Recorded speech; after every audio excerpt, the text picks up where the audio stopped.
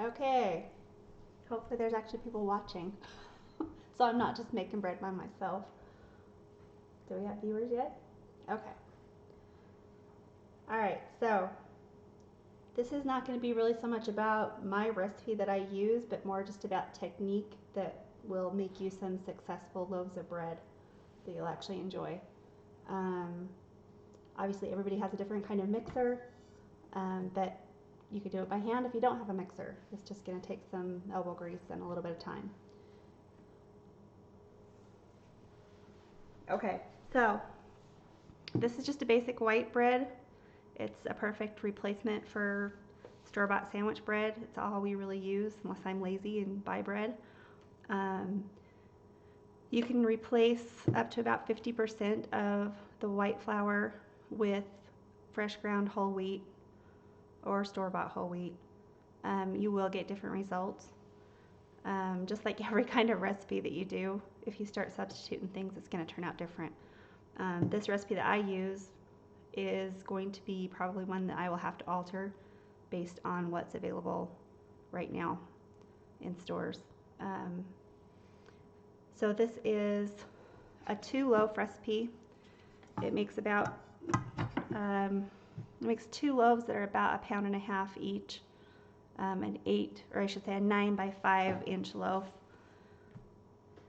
There will be, it's going to be kind of hard to show everything on this video because of the obviously time it takes to make bread. Start to finish is about 2.5 to 3 hours. But we'll try to show different parts. I've got some bread that's already partly made. I've got one in the oven so you can see the finished product. So your bread that you make with at home, you have to choose the flour that's going to make the kind of bread that you want. So if you have all-purpose flour, you can make bread that way, but it is a lower protein content, so you're going to have a harder time getting the results that you want with an all-purpose bread or an all-purpose flour. If you want to use all-purpose and you have Vital Wheat gluten, it's a powder that you can buy separate. You can add that to all-purpose flour and get a little bit better results. So my favorite flour is the turkey flour from Lehigh Roller Mills. It's what I use almost exclusively because I can get it at Costco in bulk. They come in 25-pound bags there and it's reasonably priced. So that is my normal flour. I also sometimes use the Sam's Club, their Bakers and Chefs, I think is what it's called. But I always buy bread flour for my bread. I have had a hard time getting that, like everybody will probably already know. So this flour that I'm using today is actually a different flour. And I've noticed that it actually absorbs a lot more liquid. So this recipe is going to have to be one I alter in the very near future. Okay, so these are the things that I require for mine. But like I said, you can do it by hand. You don't have to have a mixer. These are the tools, though, that I really feel are what necessary for me to make successful and really tasty loaves of bread. So I have my good mixer. This one just happens to be an Ankerstrom. It's probably not a super familiar one. It's a little bit odd. It is a super capacity. It's probably, I would say it probably surpasses even the largest KitchenAid by several cups as far as capacity in the bowl. It also has a different way of mixing. It's a little more powerful than a KitchenAid. I actually killed a KitchenAid trying to make bread. After about a year of making bread, it died. So this is what I ended up with now, and I love this machine. It is not a perfect solution, though. If you still like your KitchenAid, it's not a direct replacement. If there's other stuff you bake, you'll find that it's not a good replacement. So the other things I need, I like to have my scale because I do weigh ingredients. That is really a foolproof way of getting the right amount of flour so that you're not ending up with a dough that's too wet or a dough that's too dry. The biggest problem when people make bread at home is not enough liquid, because people assume that they need to be able to handle that dough and it needs to be dry enough to not be sticky and make a big mess. Okay, so the only other things I really use, typical measuring things, I like my rubber spatulas.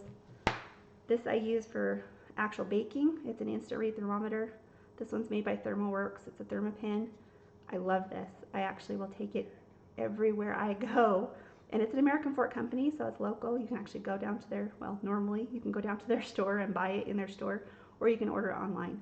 And they have cheaper versions of this too. They have a smaller one that they call a Thermopop, and I really love their stuff. So I highly recommend getting a good instant read thermometer. That makes for foolproof baking. Okay, so we're gonna get started. Hopefully everyone will be able to hear over the top of the mixer. This is a little bit quieter than the typical mixer, but it's still gonna be a challenge probably to hear. So I'll try to talk loud. If you can't hear, please send a text on the video and let me know. Okay, so this recipe starts out with the liquids. It's a half and half water and milk. That is not set in stone. You can alter that. Each ingredient, when you bake, baking is science, so each ingredient has a job. I know right now I've seen on Facebook a bunch of posts, a bunch of sharing of what people are calling depression bread, and it has yeast, water, and flour, and that's all that's listed in this bread. And I can tell you, you would not want to eat that because it is missing some vital things, namely salt. You cannot make good bread without salt. Salt adds a flavor that you can't do without in bread. I mean, it's not going to be not edible. It's just not going to taste like something you're going to want to eat like normal bread. So salt has a huge role in bread making in both the flavor, but it also helps control yeast and the action of the yeast. So that's an important ingredient in this recipe. So I have, and this one is about a tablespoon of salt, a little bit more than a tablespoon. I'm not going to give exact measurements in this recipe. I will post the recipe that I use when I actually post this as a regular video. I'll put it down in the comments so that you can get this actual recipe. But this is more, like I said, just more for technique than anything else. Okay, so I have, in this one it has salt, it has sugar. Sugar again has a role in it, not just for flavor, but it also affects the texture of a baked good. It creates the water that mixes with the sugar actually has a reaction that gives you a better release of steam. So that is actually not just for sweetness and flavor. That is about a quarter of a cup on that one. So this is your yeast. So for yeast, I know it's really hard to find right now. If you have old yeast, don't throw it out. Take it and stick it in, like just a pinch of it in a warm cup of water. See what happens. If it bubbles at all, it's still good. I honestly have yeast that's probably 3 years expired that's just been stored cold or in the freezer, and it still is really good. You can get 2 different kinds of yeast here. This one I think is an instant yeast because it's really small. If you get dry active yeast, there's really no difference. The only difference in the two is instant yeast is actually just smaller granules and is more easily dissolved in liquid. That's why it's easy, because you can just toss it in with your ingredients. You don't have to proof instant yeast, but really you don't even have to proof dry active yeast. You just have to realize that it's going to take longer to hydrate when you get it in your dough. So that is a little over a tablespoon of yeast. And then we'll start with the liquids. So this one, like I said, has a half-half mixture of milk and water. Yeast is very affected by temperature, so you want to have not too hot, not too cold. Think about a baby's bottle. When you go for the temperature of what your liquids are going to be in a bread that has yeast, you want to go for baby bottle temperature. So what I usually do is I do hot water and I do cold milk, which ends up being pretty much warm. So I'm going to start with my milk. This one is a cup and a half, and here's the water. Okay, so here's where we see if you can actually hear me over the top of this.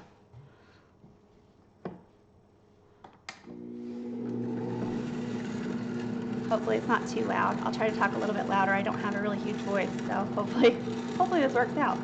Okay, so I'm not going to try to let this proof. I just want to mix it in a little bit, mix up the ingredients that are in there already. I'm going to add my oil. This recipe calls for a half cup of oil, but like I said, you don't have to have all these exact ingredients to make bread. There's so many different bread recipes. It's just a matter of how you want it to turn out. But in this recipe, the oil is going to give you a tenderness. Anytime you add a fat to bread, it gives you more tenderness. That's what the role of that is.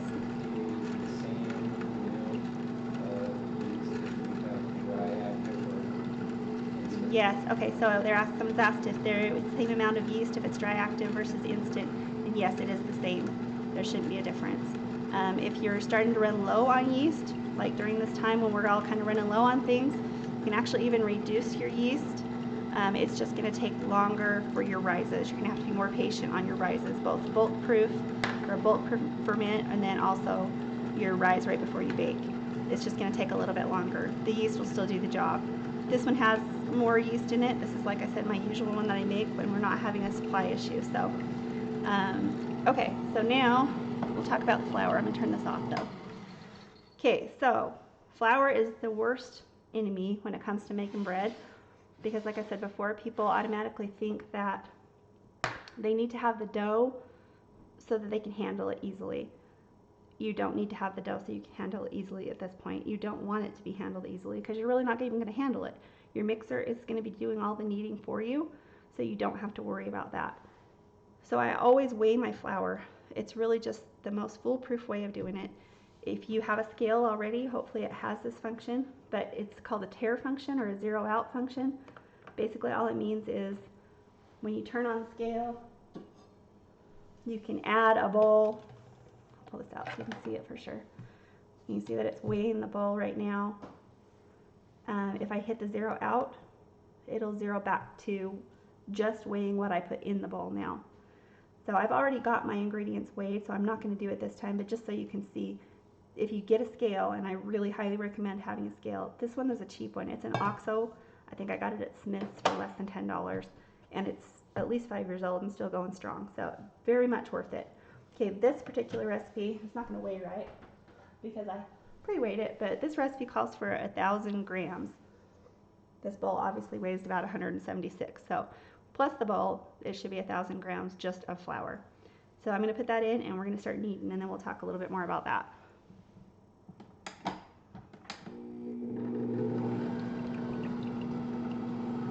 You don't have to be slow about adding the flour. This really is not it's not like a cake or a cookie where you're looking for a specific order because of the reaction that the ingredients will have with each other. That's not an issue with bread. The real issue with bread is hydration. So a lot of times if you really get into making bread, you'll find out about percentages. And baker's percentages are a really easy way to bake. What it is using flour as your whole. So flour would be your 100%, and then every other ingredient based on the weight of the flour being 100% is a portion of that. So if you have 1,000 grams of flour and 500 grams of water, then you would be a 50% hydration dough. This one I think is right around 50%. I actually don't weigh my liquids for this one. I do weigh liquids when I do my sourdough, but I don't for this recipe. I've actually just made it so much so I don't really care, but I always weigh the flour because it's really the only way to not have to worry about adjusting. Okay, so you can see all the ingredients are pretty much mixed in. There's no dry flour left. There's a little bit, but not much. Okay, so at this point, it looks like it's way too wet. It's really not. We're gonna let this knead. This recipe kneads for about 12 to 15 minutes, sometimes more, but that's an important step. You don't want to skip kneading. Bread doesn't turn out right if it has not been kneaded to the point that it needs to be. So we're gonna let this knead, and we're gonna talk a little bit more about the ingredients while it goes. I hope this isn't as boring as like watching paint dry while you watch this, but you'll be able to see it start changing while it kneads. You'll see how the dough really starts coming together and starts looking different. You can see right now it's really shiny and looks really wet, but that will change also. I'm going to scrape some of this dry flour off the top of the roller. So this mixer is actually pretty cool. If you haven't ever seen one before, oops, it has a timer function, which makes it automatically shut off. I'm going to set it for 12 minutes, and we'll see how it goes. It has speed control on the front also, but the thing I really love about this is it really mimics a hand kneading. You end up with a similar process, a similar motion in the bowl, whereas like a KitchenAid, you have the hook or the screw-shaped hook thing that kind of tosses it around. It's a little rougher. It's not really very similar to a hand knead. This one, where it rolls, it has a little bit more of a similarity to that to me. This roller actually moves over to accommodate a lot more dough in it. This, like I said, this is a 2-loaf recipe, and you can see that this bowl is nowhere near full. If you have one of the smaller KitchenAids, I would strongly recommend that you do not do more than 1 loaf. If you use this recipe or you find another recipe that's a 2-loaf recipe, definitely cut it in half. It's going to tax your mixer and you're not going to get good results. So there's a question, what kind of adjustments do you make with all-purpose flour if you don't have bread flour? Okay, so the difference between all-purpose flour and bread flour is the protein content. Flour is starch and protein. There's 2 different proteins in flour, and when they are hydrated with either water or another liquid, that's when you produce gluten. So if you have all-purpose flour, it just naturally has less protein content. So you're not going to get the same amount of gluten that forms from all-purpose flour. It's going to be a softer dough. Let me try that again. Bread flour can be varied from 10% clear up to I think 18% even in some specialty flours. So it's a lot more, whereas all-purpose flour is down in this 6 or 7 I think percent range for protein content. But that is what makes that structure that makes your bread. Okay, so the science behind bread: you've got your yeast plus your liquid. The yeast is a living thing. As soon as it's rehydrated, it starts basically consuming the starches, some of the starches which are sugary, in the flour, and it produces carbon dioxide, so you get those bubbles. The bubbles are what give you those, nice bubbles in your bread. That's the texture of your bread. But the part that's important about the flour is that that's what holds those bubbles. So as you create the structure of that gluten in the dough with the water and the flour, that's what makes it strong and is able to hold those bubbles in.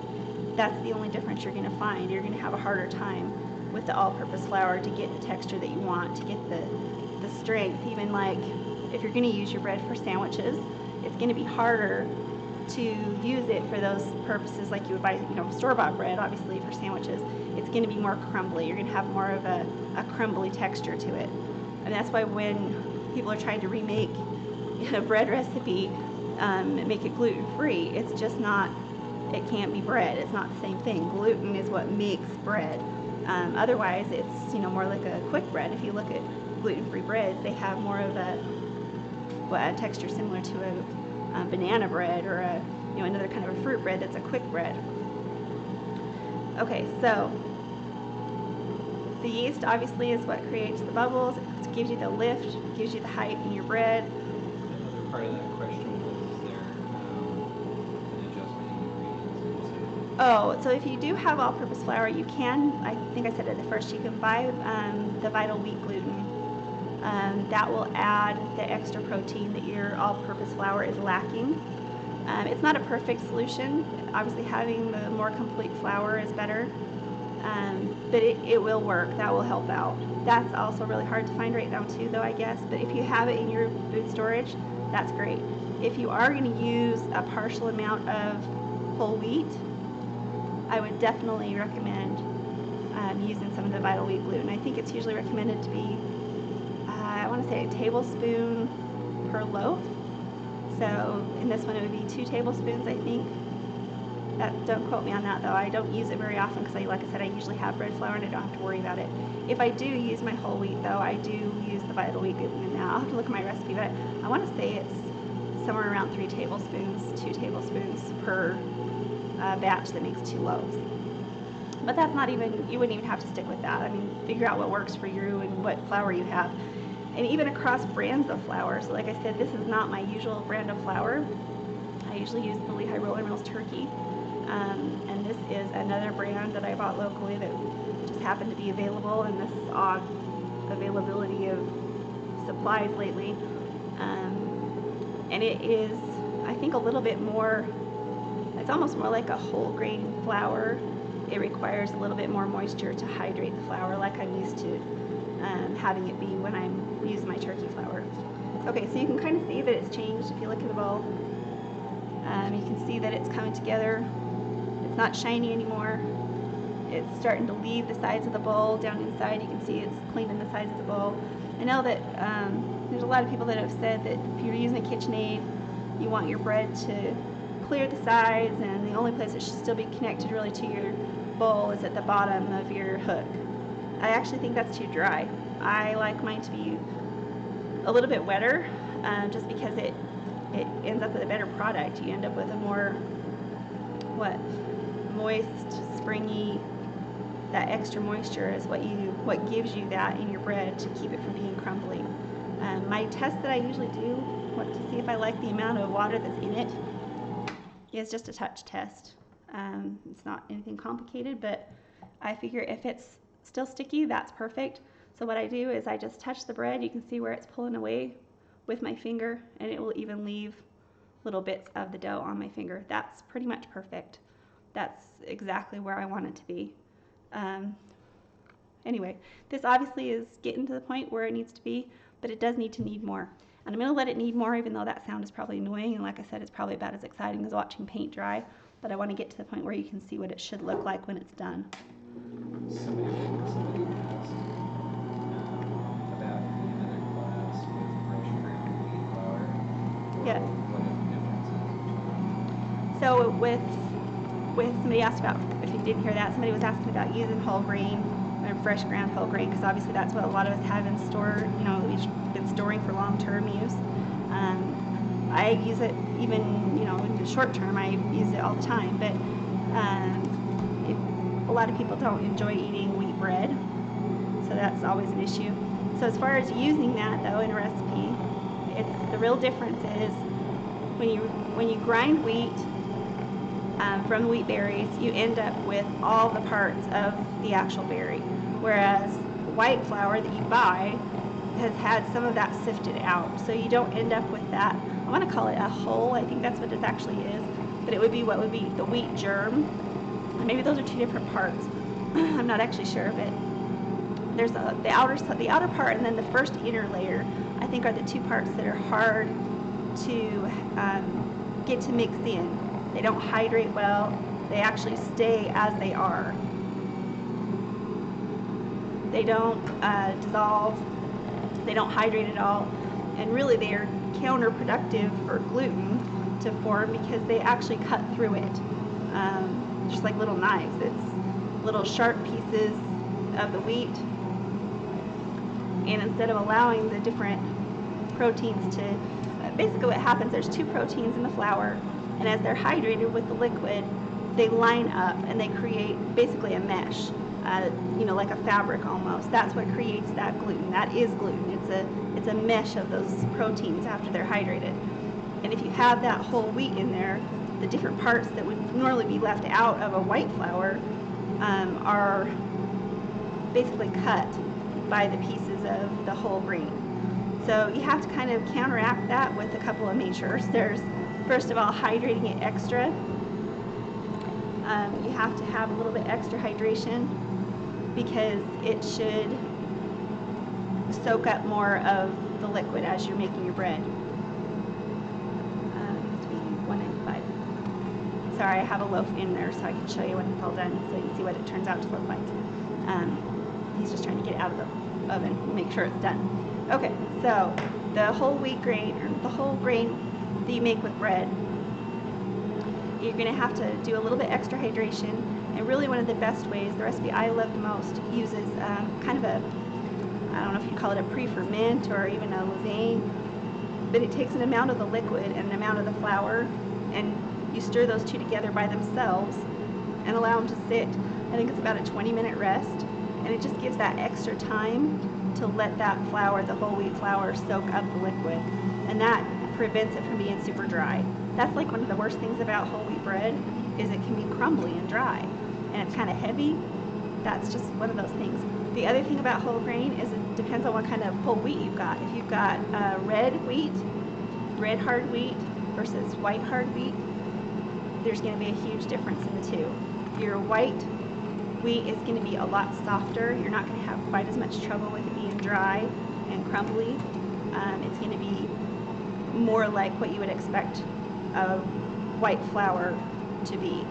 You can even sift out, if you're going to grind your own wheat, you don't have to leave all of the stuff in it. You can sift it out if you want. I've heard people sifting out the whole of it and then putting about half of it back in. Obviously you're not getting all the nutrients that you would get if you had it all in there, but it does make for a better bread. So the red wheat is going to be a lot drier. It's going to have a stronger flavor. You're going to get more of that wheat flavor. So for me, I think most families that are used to eating white bread are going to be a lot more excited about eating a white wheat bread if you're going to make a whole grain. But you know, you can use both. Either way, I have a recipe that I really like for that, and if there's interest, we could even do another video doing a wheat bread if you want. Wheat bread also, they usually try to use honey in it. Honey is kind of an emulsifier that helps with the structure of the wheat to keep it together. They even add egg. Egg is not something I normally put in my bread unless it's a specialty dough. Okay, so you can see this has changed. It's really coming together as a ball. It's moving all together. It has a lot of stretch to it. You can see that it's really stretchy as it gets caught on the scraper. It's getting to the point where I'm going to test it and we'll see if it's actually there. Okay, so there's a really good test, doesn't matter what kind of bread you're making, but to test the formation of gluten in it, to see if it's going to be strong, see if it's strong enough to make yourself a good loaf, is what they call a window pane test. It doesn't have to be exact, it doesn't have to be perfect. There's some people that are, you know, really die hard, got to have my window pane, but for me, as long as I can see that that structure is there, I'm good. So let's look at it and see what we got. Ooh, it's nice to not have that on, huh? Okay. All right, so when I do this test, all I do is I grab it. You can see it is still sticky, still has a little bit of stickiness to it. It is, you know, if you had this out with your hands on the counter, you'd be thinking you needed to add more flour, and you don't want to add more flour. You want your dough to be sticky. I don't know that I have ever actually added more flour. I always add more liquid, if anything. That's usually what mine are lacking.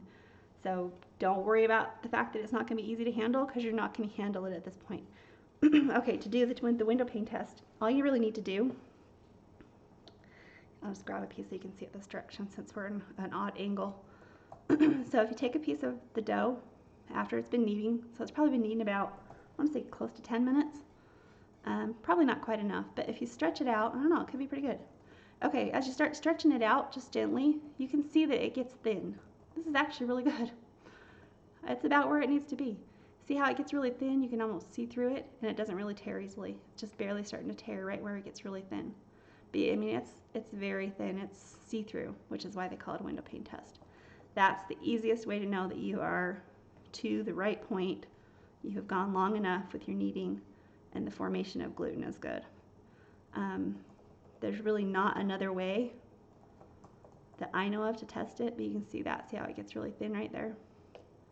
That makes it an easy way to tell. If it easily breaks, as soon as you start to stretch it apart, it all just falls apart.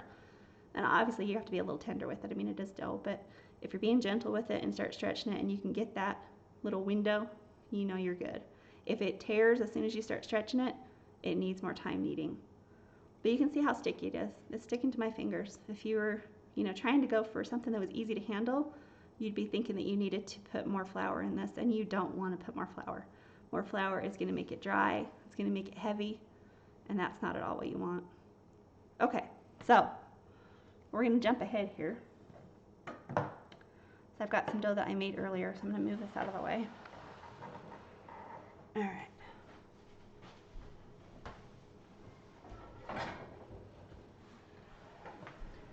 Okay, so the other step in making bread that is important to get a good loaf that's nice and sturdy so you can use it as you need to is shaping. Is this good so you can see it? Is that okay? Let's for a second talk about rising. So the first you want to do, I know there's a lot of recipes out there that only do one rise. I really don't like those. There's a reason why you should do two. The reason is flavor. That first rise that you do, or what a lot of people call a bulk ferment, or a bulk proof, is where you develop flavor.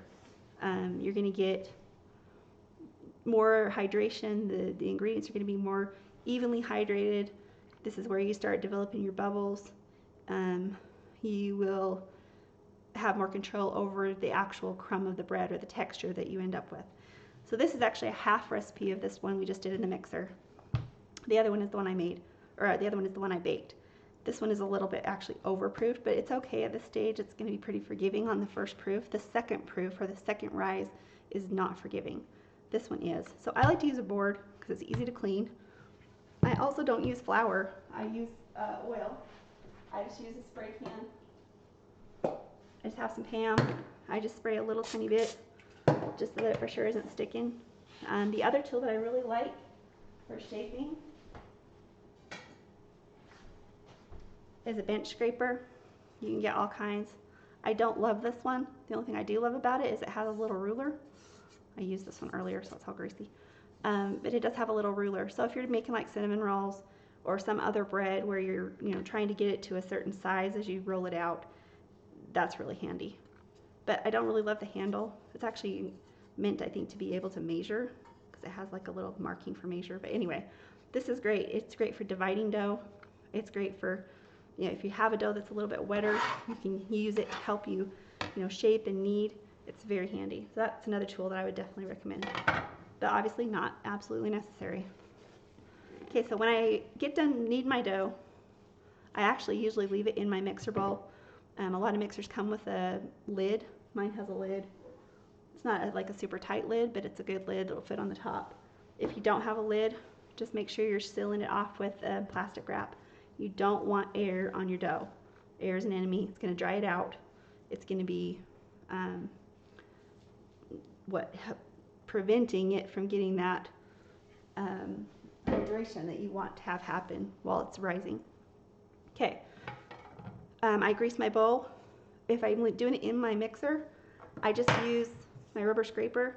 I scrape all the dough to one side, scrape it off the sides, and spray that side, and then just flop it over and do the same on the other side.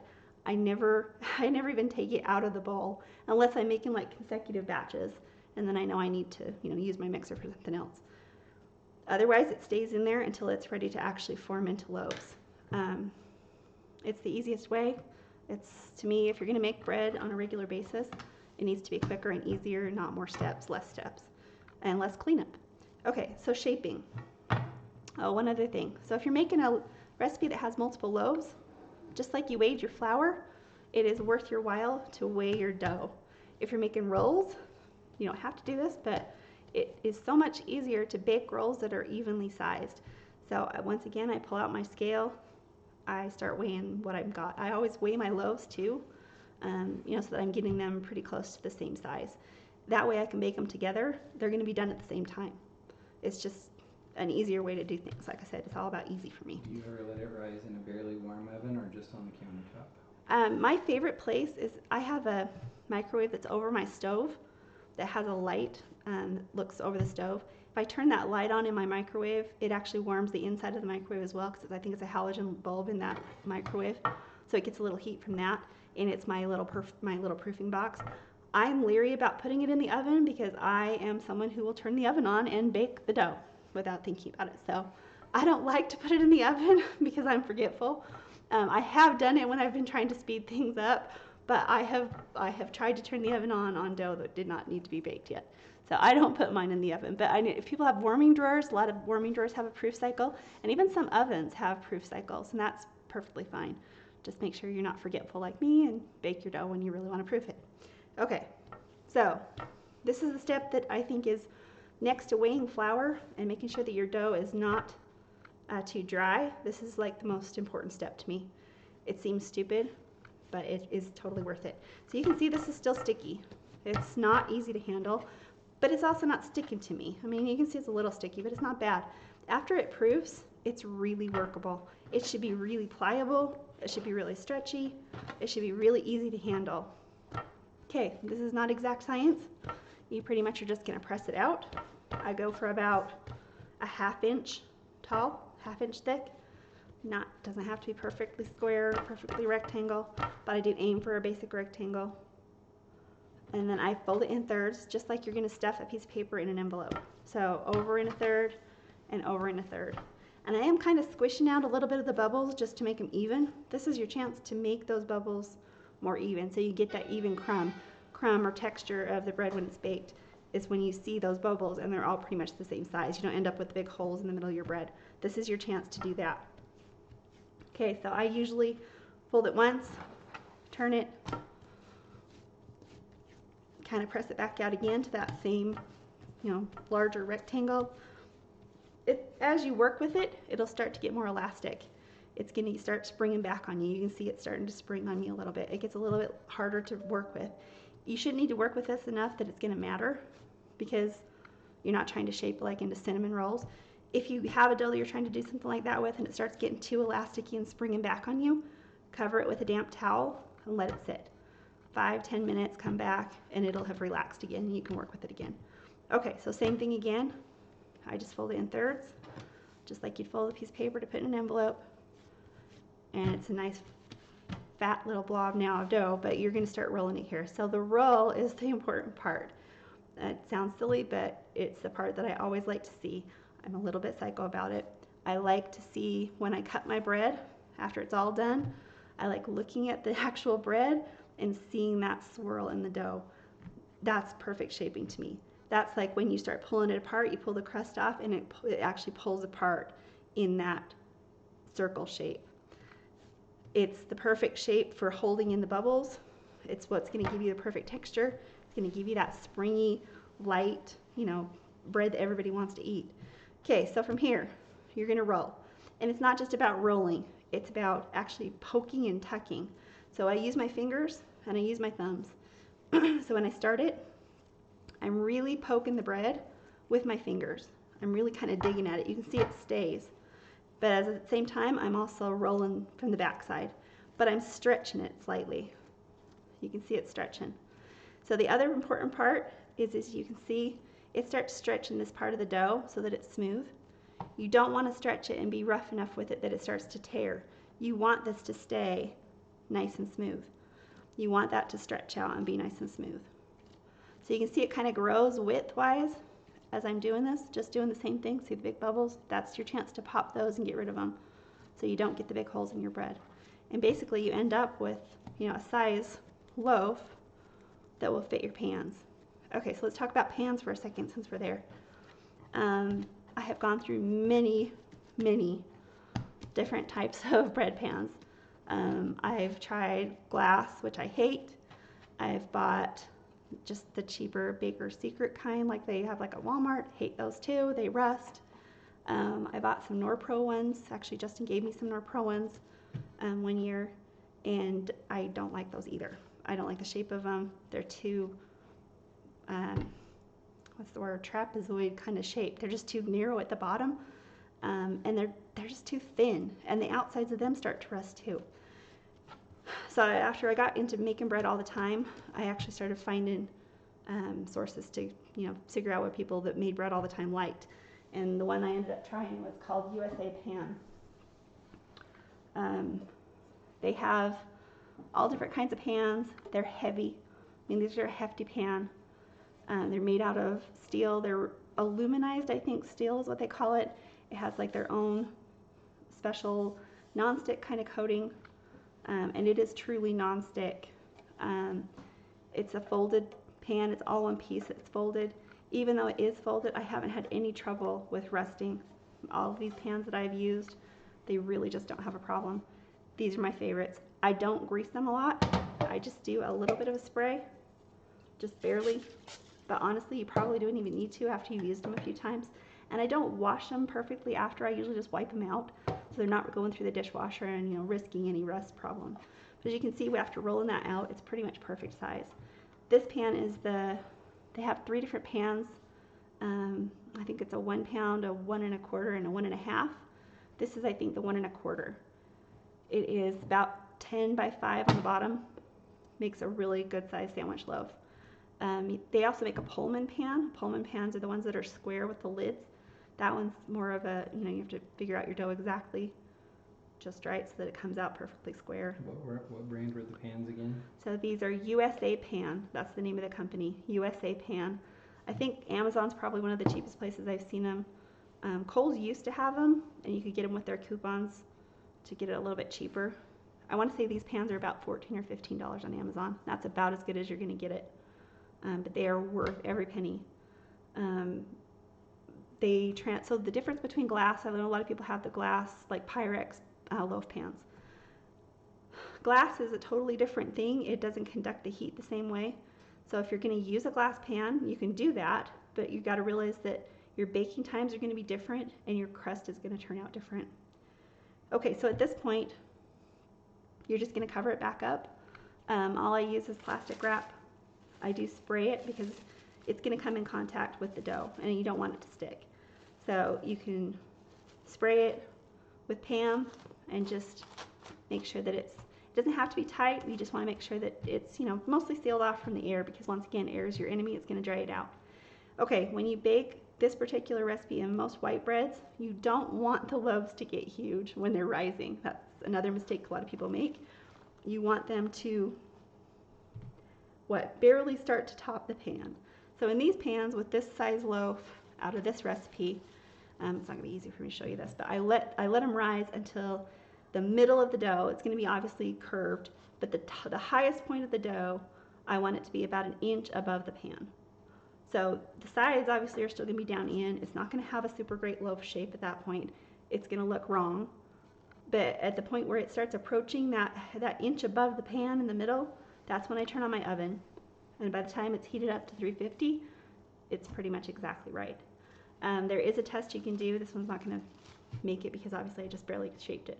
But there's a poke test. That's a good test to make sure that your dough is risen enough and is ready to bake. All it is you just stick your finger in it.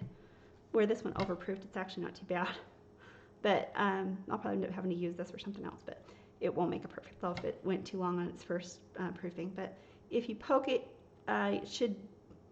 you should be able to poke it and it will stay, but it will slowly come back out. If it immediately pops back out, it needs more rise.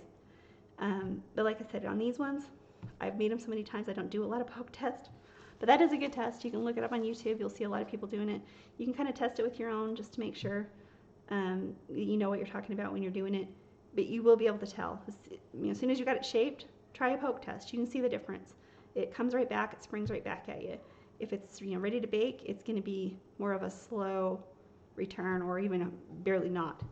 So if you overproof, that obviously is an issue too. Whereas you forgot it, or you left the house and forgot it, or for some reason it just got away from you and you didn't realize it was way far over. If it's already puffed up huge, you can bake it, but you got to realize that while it looks like a beautiful loaf while it's sitting there, it's going to collapse more than likely. It can't support the structure of the flour, the gluten can't support that much of the height, the bubbles. It's gone too far. You'll end up probably at least partly smashed loaf. Not as pretty. Still is edible, not as pretty. Okay, so let's get the one that's already done. Alright, so this one just came out. You see how easy it falls out of the pan? It does not stick at all. And the pans really are not even dirty. They mostly come out just with a little bit of moisture. That's why I say I just wipe them out. I love these pans. You can see it actually is the right way from this way. It says USA Pan. But that's what they look like. Like I said, I just wipe mine out unless something gets stuck, but it does not stick in these pans. I love that. Okay, when you're baking the bread, this is where the foolproof thermometer part comes in. So this particular recipe usually bakes about somewhere between 35 and 45 minutes.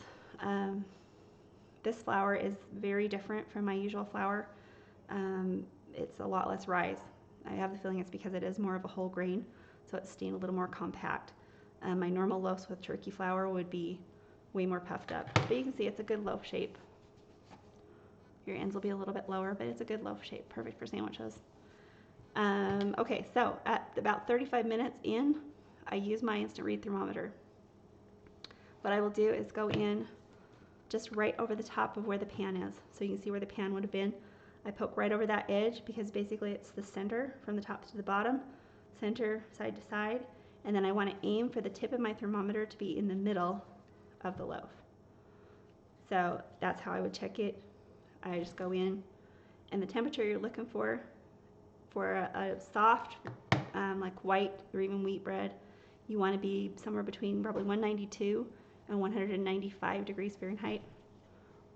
There's just no other way. There's no thump test or amount of browning or anything that can tell you how done your baked good is like a thermometer. So I mean, I use it for everything, cakes, cupcakes, you name it. This goes with me. It is truly the only way to know. And people are like, well, then you have holes in your bread. Well, I don't care, because I would rather have my bread be the right doneness than care about a hole. And like I said, mostly I cook for my family or friends, or, you know, for the most part, nobody cares about a hole. But that is what I always do. This one's been out of the oven for about 10 minutes, and you can see that it's down to about 170. Okay, so here is the rule of bread making that everyone wants to break.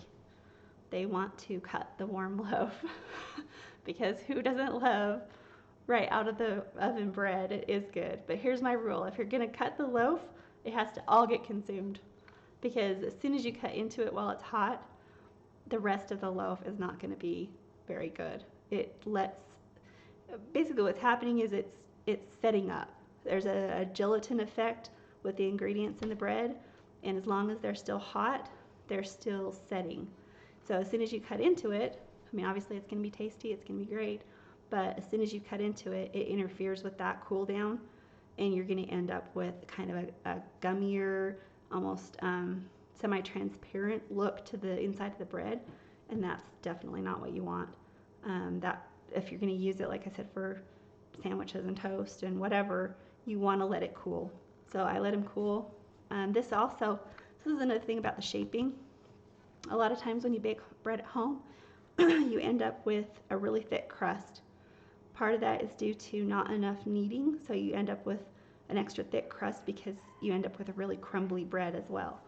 Kneading is key to that. The other part of that is shaping, and the third part of that is having a bread that has enough moisture in it. That's leaving that bread just that slightly sticky when you're kneading it. You don't want it to be dry. If it's dry, it's wrong. And don't ever be afraid of, while you're kneading, to add a little bit of liquid. I just add some warm water. If I think it looks like it's drying out, if I touch it and it doesn't, stick to me, it's too dry. I'm going to add water to it. That's how you're going to get a better bread. Okay, so if you let this cool, you can do two different ways. You can let it cool just sitting here. You can put a nice, clean dishcloth over the top of it while it cools. If you like a softer crust on the top, which most kids like that, cover it, because that steam that it holds in is going to soften that crust quite a ways. Other than that, it's ready to eat as soon as it's cool. If you can't feel any heat coming off of it, then it's good. If you can still feel any heat, if it's not room temperature, then you need to wait. It will affect the quality of the bread once it's cut. Like I said though, if you want to make a loaf of bread and eat the whole thing for dinner, heck yeah, have it hot, because what is better? But if you're looking for something you can put in a bag and store for your family to eat, as sandwiches the next day or throughout the week, definitely you want to let it cool. So bread is also easy to freeze for storage. All you have to do is really wrap it up. I use just plastic wrap. I don't do bags. I just wrap it at least once each direction so that all parts of the bread are completely contained and covered, nice and tight. And then I actually throw my multiple loaves in the freezer in a big garbage bag. So just a big clear, plastic garbage bag, tie it up, and then as I take loaves out, I just retie it. It just gives it a little bit more protection, and you don't have to waste a bunch of bags or anything like that. I also, it's hard to find bags to store bread at the store.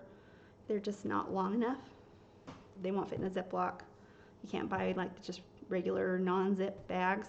So I bought some off of Amazon a couple times. If you're gonna make bread all the time, it's totally worth it to get the good bags. A little bit thicker is also helpful if you want them to stay fresh longer. So a homemade loaf will usually last probably 2 or 3 days and not be stale.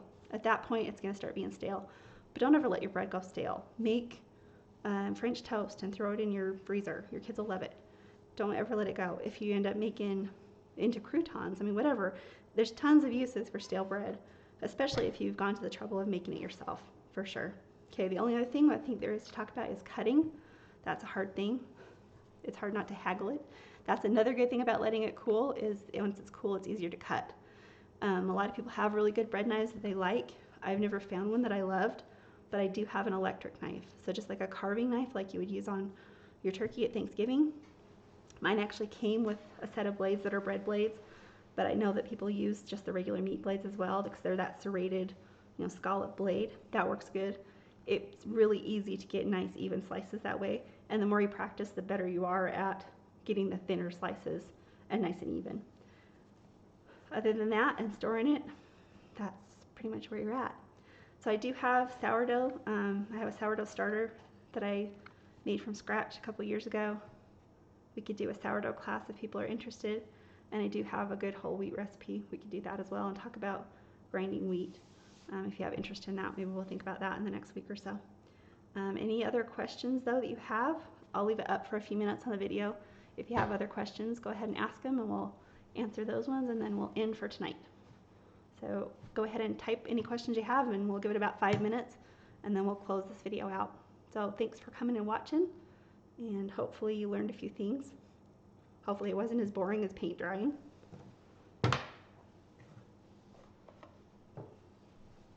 Somebody said sourdough, exclamation point. Yes, sourdough.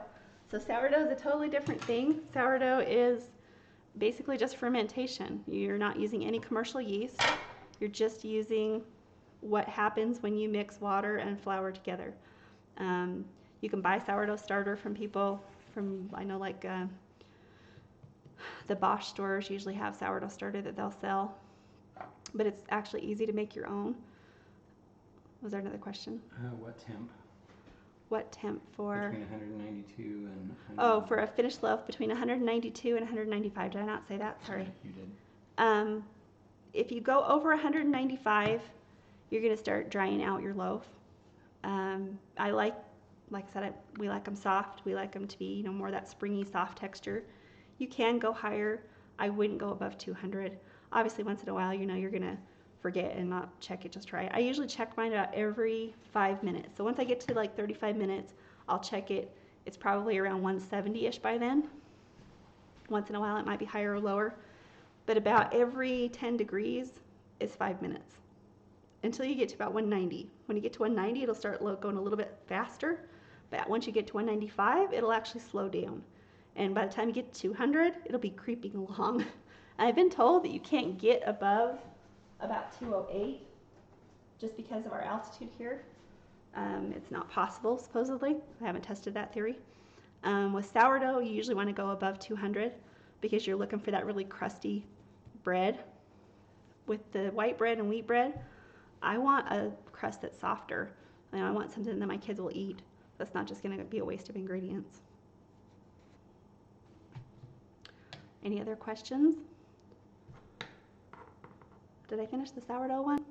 I do have a sourdough starter, like I said, that I started, and we could do a class on that. I love the science behind sourdough just because it is truly just water, flour, and salt, and it has flavor that is unbelievable. It's very forgiving. If people think the sourdough's hard, I actually think sourdough might be more forgiving than any other yeast bread I've made.